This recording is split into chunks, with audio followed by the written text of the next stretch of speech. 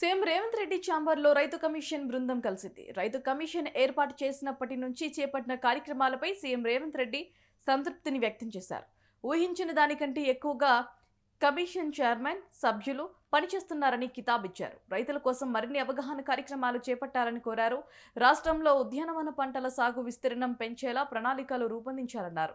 పంట మార్పిడి విధానం, సేంద్రియ వ్యవసాయం చేసేలా కమిషన్ రైతుల్లో అవగాహన కల్పించాలన్నారు. ఆ బాధ్యతను కూడా కమిషన్ తీసుకొని పర్యటనలు చేపట్టాలన్నారు. అవసరమైతే కమిషన్కి అదనపు నిధులు కూడా కేటాయించడానికి సిద్ధంగా ఉన్నట్లుగా చెప్పారు.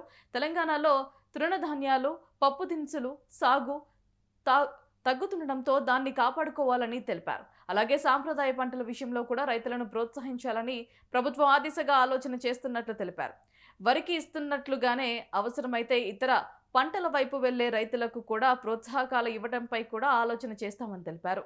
ఇక కమిషన్ ఇప్పటి వరకు చేపట్టిన కార్యక్రమాలు, క్షేత్రస్థాయి పర్యటనలు, కేరళ, హర్యానా టూర్లపై సీఎంకు వివరించారు.